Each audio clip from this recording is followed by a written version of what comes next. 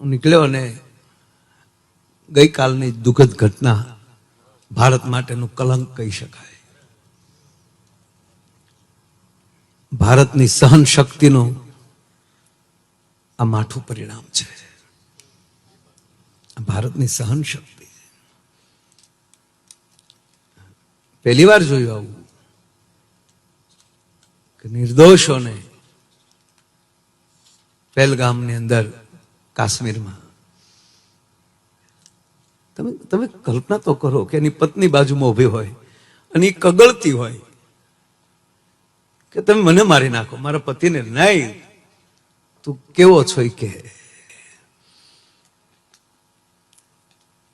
એમાં એકને જ બિચારા એક અધિકારીને, એક સારા કોઈક ઓફિસર હતા, એને તો કલમો આવડતો હતો, તે બચી ગયો.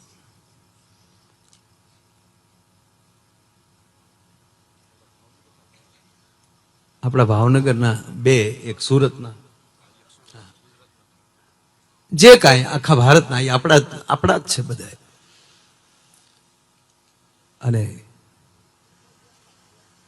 આપણા અમિતભાઈ શાહ કાલે ને કાલે રાતે સાહેબ ત્યાં શ્રીનગર પોતે પહોંચી ગયા, અત્યારે હજી ત્યાં છે.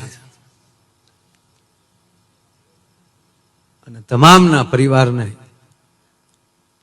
હવાઈ માર્ગે અત્યારે લગભગ 12-12:30 અહીંયા ભાવનગર પણ અત્યારે આવવાના હતા. અને આપણા મુખ્યમંત્રી શ્રી એ અત્યારે ભાવનગર પહોંચી ગયા.